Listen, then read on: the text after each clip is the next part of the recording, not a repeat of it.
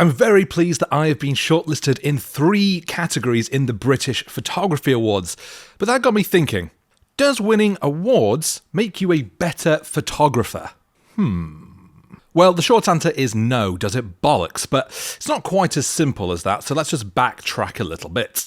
First of all, I haven't actually won, I have only been shortlisted so far, but I am really, really pleased that I have got my shots up in 3 different categories. I've got this bottle shot in the product category, this swirling whiskey glass in the food and drink category, and this wedding shot in the, well, it's in the wedding category, of course. And here's where you all come in. In the description below, you will find links to each of these images on the awards page. And if you go there, you can vote on your favourite images, because there is a popular vote as well as a judged vote. So, if you like my shots, head over, give them a click. But back to the topic. Would actually winning the competition or any of the categories and having some shiny award up here next to the whiskey actually make me a better photographer? Well, no, it would not by itself anyway. Because let's be clear, a photographer who has won an award for their work isn't necessarily any better than one who hasn't. And I will say that I don't actually expect to win. The accolade for me really is just being shortlisted at all. But even if I did, that isn't going to make me by itself a better photographer. It's not going to suddenly make me understand my camera's settings any better. It's not going to help me think like an award winner, and it's certainly not going to help me take more award-worthy shots later on. But the process of selecting the images that I actually wanted to submit to the awards, now that did give me a lot to think about. It gave me an opportunity to be critical about my work, and it's exactly that kind of process which I think I've really taken something away from. So awards like the BPAs are inundated with submissions. They see tens of thousands of images from both pro and amateur photographers alike, and it means that there is a lot of noise that makes it very difficult for your images to actually stand out. It's much the same as standing out on Instagram, really. If you're visiting a beautiful location that's been shot 1,000,000 times by different photographers, then what is it that you're doing that's going to make your image actually stand out amongst the countless numbers of others that have already been done? And this was a pressure that I really, really felt when I was trying to select the shots that I wanted to submit. As I was going through all the images that I've taken over the years, I was looking at shots, even ones that I was previously really quite happy with, and thinking, yeah, it's a nice enough shot, but it doesn't really have that special something that would help it stand out in an awards context. Maybe it's lacking that unique little element that might help it win. For example, this damselfly that I shot for a recent video. It's a picture that I'm really pleased with. I like the way that the fly itself is isolated from its background. We really see those bold blue colours, but it's a nice photo of a nice insect. It doesn't necessarily have something that I think makes it stand out for an award.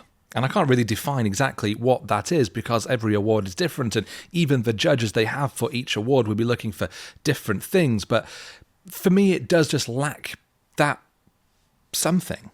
And I was looking at some of these landscape scenes and thinking, is this going to really capture someone's attention over anyone else's photos of these locations? And quite often I found that the answer was no. So I found myself being quite brutal about my own work. And to be honest, that often can be quite a destructive way of thinking and not necessarily good. But it is often good to try and look at your own work with a critical eye. And that's not to give yourself a kicking and tell yourself everything you've done is bad, but it's instead to reflect on what you like and what you think you can improve on in your photos to help you take better shots next time.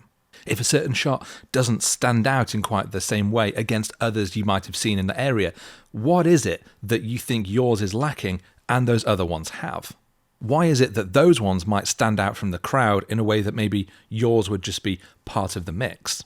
Because of course the best photography in the world isn't done by people who simply know how to use their camera the best. It's done by people who want to spend the time in considering their photography, thinking about what it is they're going to do to shoot this scene in a different way, and how they can make their next images better.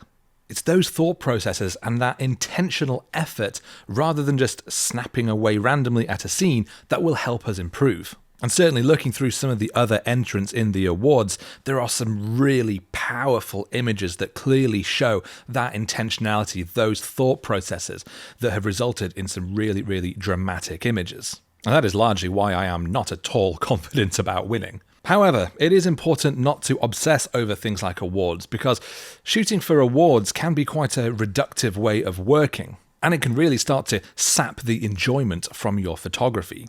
Because often, it's certain types of images that actually win awards. They have to be different enough to stand out and justify getting that big win.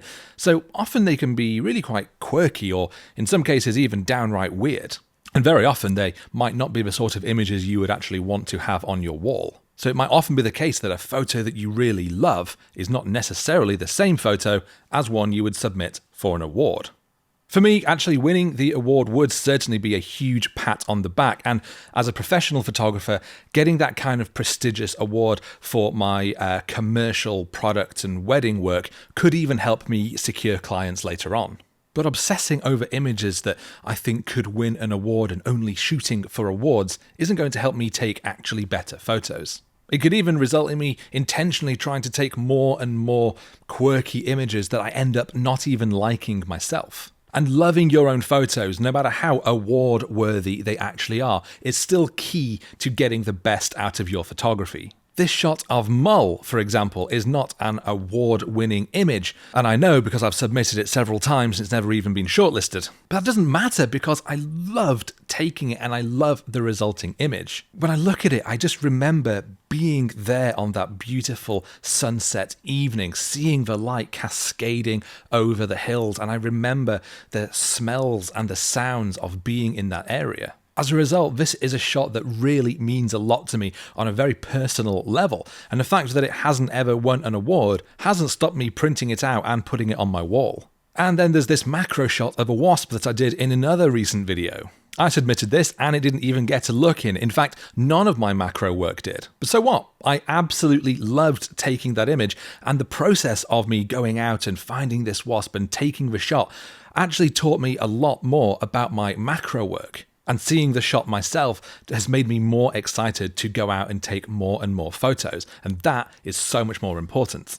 So no, winning or even being shortlisted for photography awards does not by itself make you a better photographer. But taking a critical eye to your own photos in that selection process can help you be much more objective about your own photography, and maybe even give you some ideas about how you can take your photos to the next level when you next go out. But that is probably enough rambling for me for one day. As I say, I am super thrilled to even be shortlisted for these awards. And no, I am not confident at all about winning because the categories are incredibly strong. Do go and take a look at the shortlist page. There is some really stunning work in there. If you do like mine, then do please give them a vote. I really would appreciate it. And of course, if you do prefer others and you'd rather vote for them, then please do. But I do hope that you found this really very talking heavy video to be even a little bit helpful. If you have, then please do hit that like button, and of course consider subscribing to my channel if you don't already, and I will see you next time.